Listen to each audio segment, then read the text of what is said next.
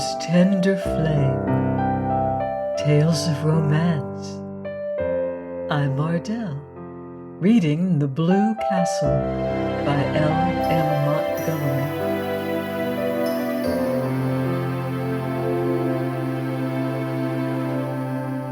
Chapter 34. Valancy had two wonderful moments that spring. One day, coming home through the woods with her arms full of trailing arbutus and creeping spruce, she met a man who she knew must be Alan Tierney. Alan Tierney, the celebrated painter of beautiful women. He lived in New York in winter, but he owned an island cottage at the northern end of Mistawis, to which he always came the minute the ice was out of the lake. He was reputed to be a lonely, eccentric man. He never flattered his sitters. Well, there was no need to, for he would not paint anyone who required flattery. To be painted by Alan Tierney was all the cachet of beauty a woman could desire. Valancy had heard so much about him that she couldn't help turning her head back over her shoulder for another shy, curious look at him.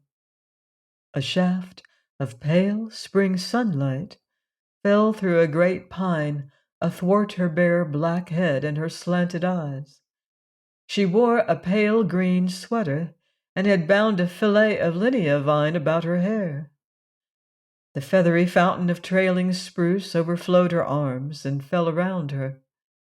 Alan Tierney's eyes lighted up. "I've had a caller," said Barney the next afternoon, when Valancy had returned from another flower quest. "Who?" Valancy was surprised, but indifferent. She began filling a basket with arbutus. "Alan Tierney. He wants to paint you, Moonlight." "Me?" Valancy dropped her basket and her arbutus. "You're laughing at me, Barney." "I'm not. That's what Tierney came for, to ask my permission to paint my wife as the spirit of Muskoka or something like that." But, stammered Valancy, "Alan Tierney never paints any but beautiful women," finished Barney, conceited. QED, Mistress Barney Snaith is a beautiful woman. "Nonsense," said Valancy, stooping to retrieve her arbutus. "You know that's nonsense, Barney. I know I'm a heap better looking than I was a year ago, but I'm not beautiful." "Alan Tierney never makes a mistake," said Barney. "You forget, Moonlight, that there are different kinds of beauty. Your imagination is obsessed by the various obvious type of your cousin Olive. Oh, I've seen her. She's a stunner, but you would never catch Alan Tierney wanting to paint her. In the horrible but expressive slang phrase, she keeps all her goods in the shop window. But in your subconscious mind, you have a conviction that nobody can be beautiful who doesn't look like Olive. Also, you remember your face as it was in the days when your soul was not allowed to shine through it. Tierney said something about the curve of your cheek as you looked back over your shoulder. You know, I've often told you it was distracting. And he's quite batty about your eyes. If I wasn't absolutely sure it was solely professional, he's really a crabbed old bachelor, you know. I'd be jealous." "Well, I don't want to be painted," said Valancy. "I hope you told him that." "I couldn't tell him that. I didn't know what you wanted. But I told him I didn't want my wife painted, hung up in a salon for the mob to stare at, belonging to another man, for of course I couldn't buy the picture. So, even if you had wanted to be painted, Moonlight, your tyrannous husband would not have permitted it." Tierney was a bit squiffy. "He isn't used to being turned down like that. His requests are almost like royalties." "But we are outlaws," laughed Valancy. "We bow to no decrees. We acknowledge no sovereignty." In her heart she thought unashamedly, "I wish Olive could know that Alan Tierney wanted to paint me, little old maid Valancy sterling that was. Her second wonder moment came one evening in May. She realized that Barney actually liked her.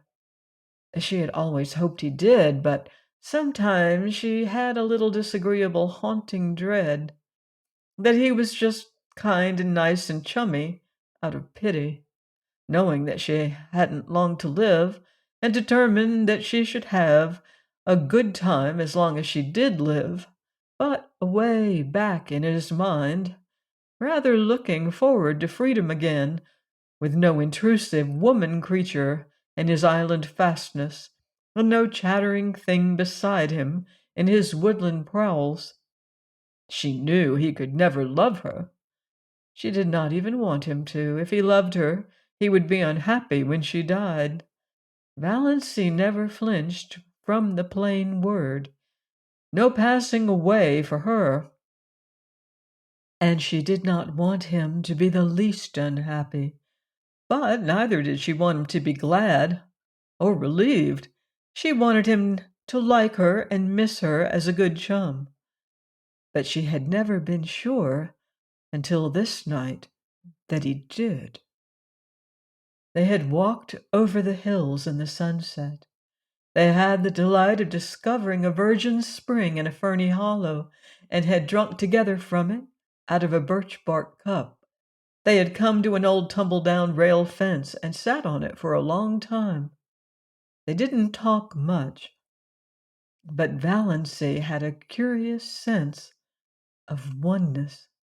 She knew she couldn't have felt that if he hadn't liked her. "You nice little thing," said Barney suddenly. "Oh, you nice little thing. Sometimes I feel you're too nice to be real, that I'm just dreaming you." "Oh, why can't I die now, this very minute, when I am so happy?" thought Valancy. Well, it couldn't be so very long now. Somehow Valancy had always felt she would live out the year Dr. Trent had allotted. She'd not been careful, she'd never tried to be, but somehow she had always counted on living out her year. She had not let herself think about it at all.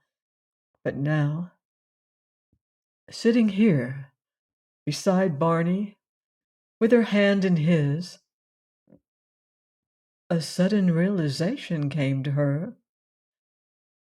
She had not had a heart attack for a long while, 2 months at least. The last one she had had was 2 or 3 nights before. Barney was out in the storm.